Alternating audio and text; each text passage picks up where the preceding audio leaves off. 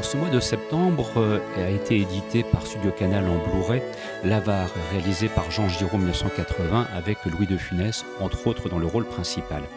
Pour cela, j'ai grand plaisir à pouvoir l'évoquer avec Jérémy Joly, notre spécialiste en cinéma français.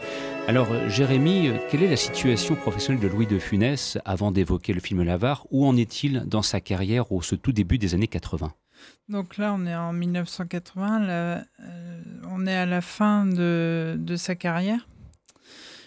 Et c'est une période où on peut voir Louis de Funès assez fatigué à l'écran. Et pour cause, en 1975, il fait un double infarctus qui aurait pu lui être fatal. Et les médecins lui imposent un repos. Il décide d'arrêter sa carrière au théâtre alors qu'il vient de triompher dans la valse des toréadors de Jean Anouilh, où il a fait 200 représentations. Et sa carrière cinématographique est compromise. Déjà, la presse ou dans le métier du cinéma, on commence à dire que Louis de Funès est foutu, il ne reviendra plus, il ne fera plus de cinéma. Mais heureusement, il y a un jeune producteur nommé Christian Fechner qui va prendre le risque et va réussir à avoir l'accord d'assureur pour assurer une partie du tournage de L'aile ou la cuisse. Donc c'est le grand retour de Louis de Funès. Et après, donc il est face à Coluche. Et après, il y a la zizanie face à Annie Girardot. Et en 1979, Louis de Funès reprend son personnage de Ludovic Cruchot dans la série des Gendarmes plus de 10 ans après Le Gendarme en balade. Donc là, il prend vraiment aucun risque. C'est un personnage qu'il connaît bien et un gendarme au cinéma, ça fait toujours succès. Et c'est en 1980 qu'il attaque L'Avare. Alors pourquoi cet intérêt pour L'Avare, l'adaptation de la pièce de Molière? On s'en doute un petit peu, il est question d'argent. Or, Louis de Funès, les hommes d'argent, il les a très souvent joués au cinéma. Alors, avant d'aborder L'Avare une nouvelle fois, quels sont un petit peu les temps forts où, justement, dans ce rapport à l'argent, Louis de Funès leur a su l'illustrer dans des films qui sont demeurés éminemment populaires? Par exemple, on retrouve dans Pouic Pouic, il joue un Léonard Monestier qui joue en bourse, ou alors dans Faites sauter la banque, c'est l'histoire d'une famille qui va cambrioler la banque d'en face. On retrouve aussi dans La Folie des grandeurs un ministre qui détourne les impôts pour s'enrichir. Il est l'or, monseigneur. Où les pauvres, c'est fait pour être très pauvres et les riches, très riches. Et on le voit aussi dans La zizanie, où dans une scène culte, il poursuit un chèque qui s'envole. Je pense que Louis de Funès interprétait un personnage qui était rempli de défauts. Et le fait qu'il soit cupide accentuait ses défauts. Ça a renforcé son hypocrisie.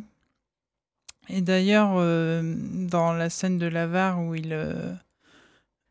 il s'aperçoit que le vol de sa cassette, Michel Galabru était un peu étonné de le voir crier autant, de le voir sauter. Et il disait il en fait trop. Et quand il rentre le soir, Michel Galabru rentre chez lui. Et là, il y a sa femme qui crie, qui saute, parce qu'on venait de le cambrioler. Donc, il a vu que c'était tout à fait vrai dans la justesse du personnage. Alors, par rapport à L'Avare, en fait, c'est un vieux projet que Louis de Funès avait déjà en tête depuis bien longtemps. C'est presque pour lui le retour aux sources, parce que c'est vrai qu'on le connaît homme de cinéma, mais il ne faut pas oublier qu'il fut peut-être avant tout un homme de théâtre, et donc incarner L'Avare au cinéma en 1980, c'est une espèce de consécration, presque une forme d'apothéose en quelque sorte. Oui, surtout que c'est un projet qui remonte avant même qu'il soit connu. Déjà dans les années 50, on lui avait proposé ce personnage, que ce soit au théâtre, à la télévision ou bien au cinéma. Il y a eu à peu près une vingtaine de projets qui lui ont été proposés, mais qui n'ont pas abouti, soit par manque de financement. Et donc oui, c'était un rêve qu'il avait depuis très longtemps d'adapter L'Avare au cinéma. Il s'avère que l'Avare, c'est aussi une nouvelle collaboration avec le cinéaste Jean Giraud. Vieille collaboration avec Jean Giraud. Alors, est-ce qu'on peut un petit peu en faire l'historique avant de voir de quelle façon ils ont collaboré sur l'Avare? Alors, la rencontre entre Jean Giraud et De Funès, elle date juste avant son explosion au Vedettariat avec Pouic Pouic, qui est tiré d'une pièce de théâtre dans laquelle Louis De Funès avait joué au début des années 50, Sans cérémonie, où il jouait le rôle de Christian Marin dans le film. Et juste après, la même année, il tourne Faites sauter la banque. Et en 1964, c'est le début d'une grande aventure avec la saga des gendarmes, le tout premier gendarme. Donc 1964, l'année de l'explosion de De Funès, où il passe d'acteur visage connu dans le cinéma à vedette. Et donc il donnera naissance à cinq autres gendarmes. Il tourne aussi Les Grandes Vacances, Joe. Et donc l'Avare, et il termine sa carrière avec lui, avec La Soupe aux choux et donc Un dernier gendarme. Et Louis De Funès a fait 12 films avec Jean Giraud, donc c'est vraiment le réalisateur avec qui il a le plus tourné.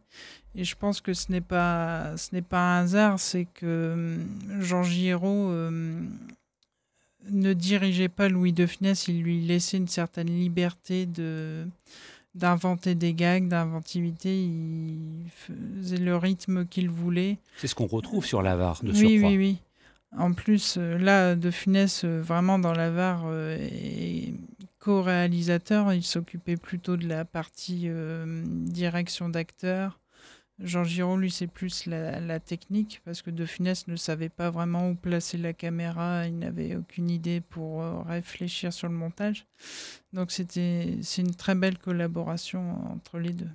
Alors, puisqu'on parle de collaboration, dans l'Avare, on retrouve un casting auquel on est habitué. Quand on aime la comédie française, comme c'est ton cas et comme tu la défends depuis déjà des années, Jérémy, ils sont tous là, ou presque. Alors, il y a Michel Galabru, Grosso, Modo, Claude Jansac, des petits nouveaux aussi.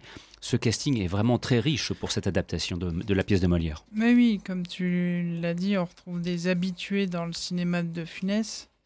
Mais justement, dans cette dernière période de sa carrière, il prend un peu le risque il donne la chance à des petits nouveaux.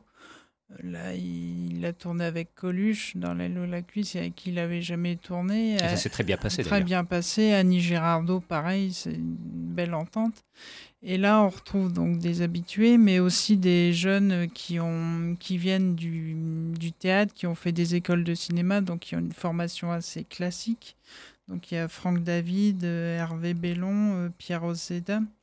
Et d'ailleurs, Claude Jansac raconte dans les bonus du DVD chez Studio Canal que De Funès avait à un moment eu un complexe d'infériorité face à eux, parce De Funès n'a pas cette formation classique. Il a appris son métier sur le tas. Il a fait des centaines de films, une centaine de films avec des tout petits rôles. Donc il y a un moment, il n'arrivait plus à jouer. Il a tout arrêté et Claude Jansac est allé lui parler, le rassurer. C'est assez incroyable de voir un grand acteur comme lui face à des petits nouveaux.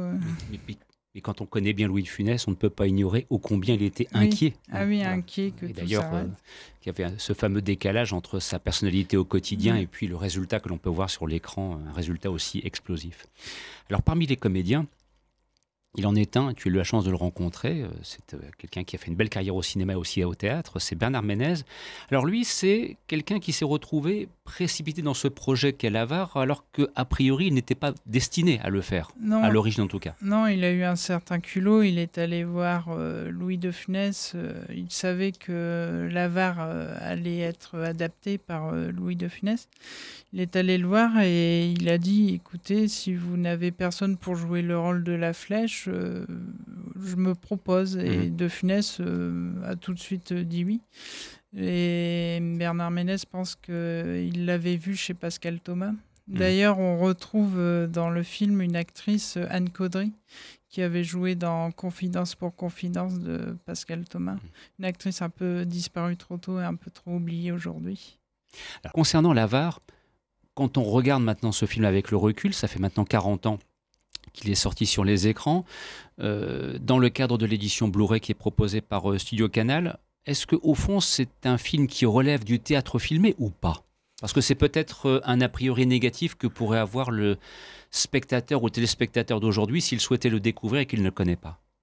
Lorsque le film commence, on se retrouve avec des scènes où avec très peu de décors ou alors des pages imprimées grandeur nature qui accrochées au mur avec des acteurs donc, qui viennent du théâtre. On se retrouve vraiment devant des scènes, ça peut être du théâtre filmé. C'est même des scènes assez longues. Mais dès que De Funès apparaît, on se retrouve avec des décors extérieurs. Donc là, c'est beaucoup plus cinématographique. Mais il y a toujours des petites touches de théâtre qui reviennent. Par exemple, la fameuse scène du vol de la cassette. On retrouve carrément De Funès d'un seul coup sur une scène où il déclame sa tirade. Et donc il y a une sorte de mélange entre les deux, cinéma-théâtre. Je pense que De Funès et Jean Giraud voulaient garder un peu cet esprit théâtre. C'est d'ailleurs pourquoi ils ont choisi des acteurs venant du théâtre. Alors, concernant l'Avare, au moment de sa sortie dans les salles, se pose la question de son succès. Au fond, si on regarde cela avec le recul, c'est un film qui a eu un certain succès. Pas à l'image de la série des Gendarmes, bien sûr, on n'est pas dans la même proportion, mais quand même, combien d'entrées au box-office à l'époque de la sortie de l'Avare en 1980 ? Il me semble avoir lu que c'était quasiment presque 2 millions d'entrées. 2 millions d'entrées, ce qui est pour De Funès pas extraordinaire. Après, le film a fait recette comme tous les films de Funès. Parce qu'aujourd'hui, un film français qui fait 2 millions d'entrées, tout va bien. C'est très bien, mais à cette époque-là, pour De Funès, c'est un succès assez mitigé. Pour comparer, c'est un peu comme le film Sur un arbre perché, qui n'a pas fait un grand succès non plus. Surtout que De Funès venait de terminer donc, Le Gendarme et extraterrestres, qui a fait plus de 6 millions. Qui est sorti effectivement 2 ans plus tard après l'Avare. Donc c'est... Pardon, qui est sorti avant l'Avare et c'était avant Le Gendarme et les Gendarmettes. Oui, donc il venait de faire 6 millions et là avec l'Avare, 2 millions... Ouais. Mais pour un projet peut-être plus ambitieux, artistiquement différent, peut-être moins populaire a priori, c'est quand même un formidable succès. Je veux dire, puis c'est, je crois, pour conclure, pour Louis de Funès, un bel hommage rendu à Molière qui fait partie de ses, de ses maîtres. Oui, surtout qu'il a voulu respecter intégralement le texte de Molière, même si il y a quelques répliques qui ont été coupées, mais vraiment pas grand-chose, mais... tout en mettant une petite touche d'originalité, en mettant des gags visuels quand il est déguisé en pan ou quand il limite Donald Duck au procès. Donc des petites choses comme ça visuelles qui n'entachent pas du tout le texte de Molière. En tout cas, maintenant, à vous de découvrir, si vous le souhaitez, ou de revoir si vous le connaissiez déjà, donc l'Avare, édité en Blu-ray depuis le début du mois de septembre chez Studio Canal. Jérémy Joly, un grand merci pour ta participation et à très bientôt.